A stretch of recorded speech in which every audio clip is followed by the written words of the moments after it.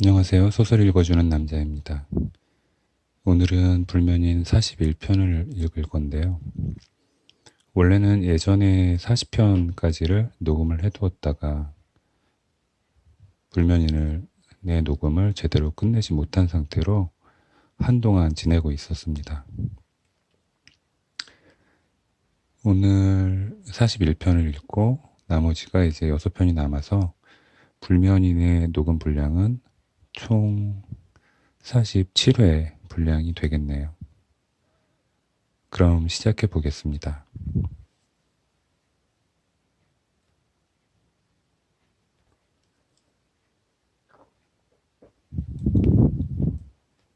인기척. 나는 흐르는 물처럼 쉼 없이 움직이고 싶은 사람이기도 했고, 갈 곳 없이 막힌 물처럼 고인 채 썩는 사람이고 싶기도 했다. 그러나 나는 어이없게도 흐르지도 않고 고이지도 않는 소외된 물기둥이 되어버렸다. 바라는 바가 명확하지 않으면 혼돈과 착오의 시기가 도래한다. 나는 그 사실을 놓치고 있었다. 나는 내 삶에서 조연으로 밀려나 있었다. 내 삶인데도 내 삶에서 제3자가 되어 있는 것이다. 마치 해수에 잠긴 듯 짭조름한 습기가 온몸을 뒤덮은 순간 나는 내 몸의 생존에 꼭 필요한 마지막 숨을 빼앗긴 듯 답답함을 느꼈다. 호흡 부전. 죽음이 저만치서 내게로 걸어오고 있었다. 잠결이었지만 나는 그의 발자국 소리를 선명하게 들을 수 있었다. 그리고 낯설지 않았다.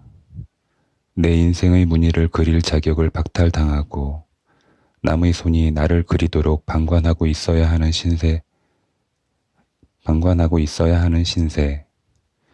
숨이 정지했다.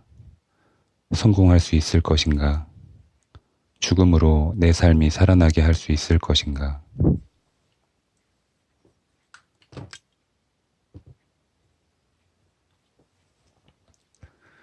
꿈, 목소리.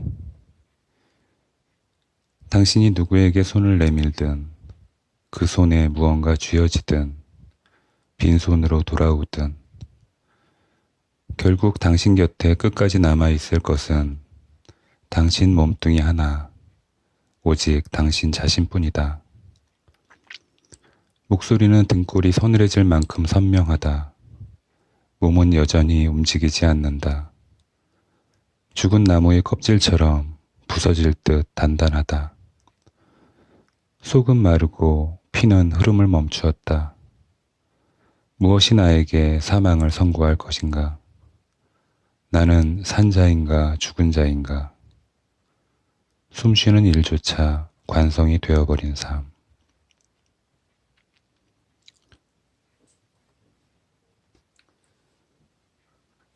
조우. 겨울을 날 때면 늘 그랬듯 이 겨울에도 나는 내가 어디에 있는가 보다는 내가 어느 시간 어느 날에 있는가를 먼저 느끼곤 했다. 겨울은 늘 춥고 대부분 추운 계절이지만 내 몸이 닿아 있는 곳은 늘 차가웠으므로 나는 늘 부스럭거리는 몸을 입은 채 두 귀로 아침을 맞이했다. 발자국과 발자국과 발자국과 발자국 소리. 그 발자국들의 소리 가운데에서 나는 가끔 여린 짐승의 호흡하는 소리와 어린 나무들의 울음소리를 들었다. 밤은 길었고 수면은 짧았다. 꿈이 지배하는 수면은 휴식도 잠도 아니었다. 나는 가끔 고양이들의 품에 안겨 잠이 들었다. 어쩌면 고양이들이 내 품에 안겨 잠들었는지도 모른다. 누가 먼저 누구의 품에 안겼는가는 중요하지 않다. 어쨌든 우리는 함께 잠드는 날이 많았고 늘 고양이들이 나보다 먼저 일어났다. 고양이와 함께 지내면서 나는 고양이가 소리로 세상을 지각하는 능력을 가졌다는 걸 알았다. 같은 소리라도 어떤 소리가 자신에게 우호적인지, 어떤 소리가 적대적인지를 알아내는 능력. 나는 곧 고양이들의 의견을 존중하는 사람이 되었고, 나 역시 고양이처럼 소리에 민감한 사람이 되었다. 거리의 삶이 궁금하다면, 거리에서 살고자 작정했다면, 길에서 먹고, 자고, 걷고, 오래 생존할 수 있는 방법을 알고 싶다면, 고양이들과 친하게 지내는 것이 좋다. 고양이들은 길 생활의 선배이자 친구이고, 심지어 사람의 지배를 거부하면서 사람과 얼굴을 맞대고 공존하는 유일한 길 위의 짐승. 곧 사람이 아스팔트를 깔기 이전부터 길을 점령하고 살아온 길 생활자들, 혹은 길 생존자들의 조상이자 길 그 자체니까. 나와 오래 친구로 지냈던 한 고양이는 내게 아파트 화단에 숨어 몸을 웅크린 채 기다리다가 아스팔트 위로 먹이를 주우러 오는 참새나 비둘기를 사냥하는 법을 가르쳐 주기도 했다. 물론 나처럼 움직임이 둔하고 인간과 새들의 눈에 잘 띄는 덩치 큰 짐승에게는 별 쓸모없는 생존법이었지만 내가 지켜보고 잘 배우기를 바라는 녀석의 심중은 충분히 헤아릴 수 있었다. 녀석은 5번 중에 1번 정도 사냥에 성공했는데 녀석의 사냥을 함께 축하하기에는 잡은 고기가 너무 작았고 생식을 하는 녀석을 위해 내가 해줄 수 있는 일은 고작해야 죽은 사냥감의 털을 뽑거나 가죽을 벗겨주는 일뿐이었다. 녀석은 내가 머물던 거리에서 대장 노릇을 하는 고양이였고 가끔 신세 아닌 신세를 지기도 했지만 예를 들어 중앙 난방인 아파트의 지하실 중 어느 칸에서 보일러가 돌아가는지를 가르쳐 준다든가 하는 고마운 일. 비둘기를 사냥하려고 아파트 화단에서 뛰쳐나오던 순간에 주차장을 가로지르던 수입 지프차의 광폭 타이어에 치여 죽었다. 녀석은 자신의 몸을 그대로 바쳐 길과 하나가 되었다. 나와 함께 지낸 지 1년이 채 지나지 않았을 때였고 태양이 희미했던 날이었다. 길 위의 삶은 고단한 것이다. 납작해진 고양이의 시신을 보며 나는 생각했다. 납작해지지는 않더라도 이 고양이에게처럼 길 위의 모든 생존자들에게 고루 닥쳐올 죽음에 대해서. 고양이의 시신 앞에서 나는 극심한 피로를 느꼈다.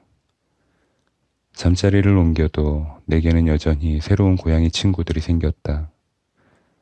고양이가 가장 민감하게 반응하는 소리는 사람들의 발자국 소리다. 같은 사람의 발자국 소리조차 그때그때의 심경에 따라 다른 소리를 낸다. 시시각각 색을 바꾸는 사람들의 발자국 소리로 나는 요일을 직감했다. 땅을 누르는 울림으로 연주되는 현란한 랩소디. 이른 아침부터 스타카토 연주가 시작되면 월요일이다. 굳이 요일을 알아야 할 필요는 없지만 아예 모르는 것보다는 나을 때가 많았다. 평소보다 늦게 연주가 시작되는 날엔 어김없이 비가 내렸고 비가 내리는 날이면 나는 꿈을 꾸었다. 어디론가 떠나는 꿈은 늘 행복했지만 가끔 우울하기도 했다. 톡톡, 톡톡, 톡, 톡, 톡. 빗소리가 들린다.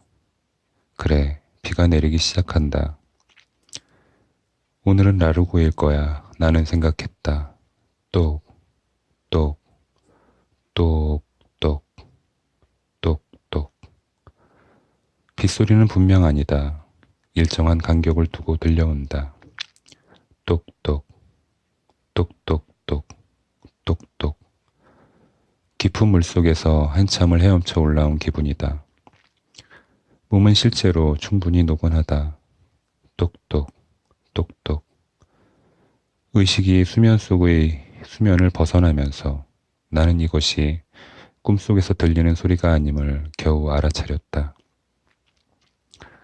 누군가 엉덩이로 깔고 앉은 듯 온몸이 무거웠다. 눈꺼풀을 간신히 들어 올렸다. 여자가 서 있다. 나는 놀라지 않았다. 놀라기에는 지나치게 가수면 상태다. 나는 잠의 동굴에서 갓 기어 나온 사람답게 아래에서부터 역방향으로 여자의 그림을 훑어본다. 검은 단화, 진회색 바지, 촌스럽지만 단정한 옷차림, 연필로 그린 초상화처럼 창백한 입술, 마른 볼, 가벼운 미소. 완벽한 소박함이란 게 있다면 바로 이런 사람을 두고 하는 이야기일 것이다. 나도 모르게 살짝 미소를 짓는다. 평화로운 풍경 앞에서는 누구나 평화로움을 느끼게 마련인 것이다.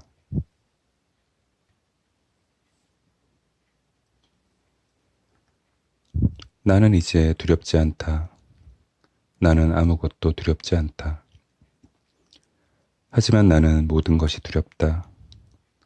살아있는 모든 것, 인간의 얼굴을 가진 모든 것, 인간을 두렵게 하는 모든 것, 심지어는 주방이랄 수도 없는 포장마차의 좁은 선반 위에서 가늘게 양파를 썰어내는 마른 여주인의 여린 팔뚝조차도 두렵다.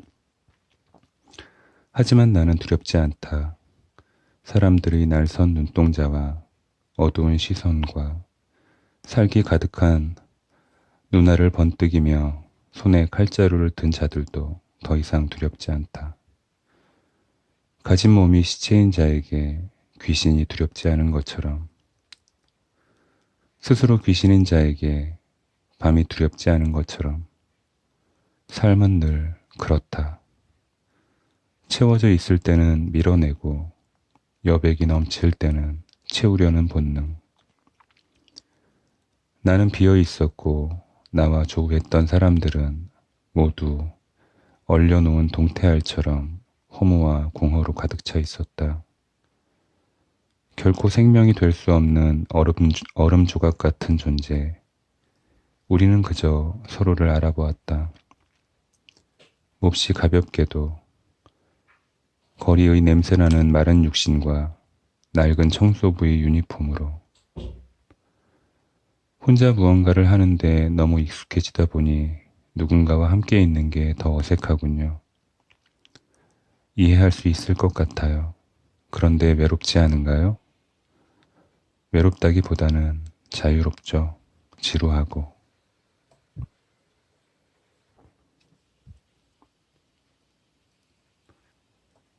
여기가 오늘까지의 분량입니다. 봄이 오면서 저도 그렇고 다른 식구들도 다 가벼운 몸살 감기든 아니면 독감이든 걸려서 다들 고생하고 있어요. 그래도 봄이 와준 것이 너무 고맙고 감사하고, 그리고 기침을 참아가면서 녹음을 고작 13분밖에 되지 않는 분량이지만 녹음을 했고요. 그리고 끝까지 들어주시는 분들에게 감사합니다.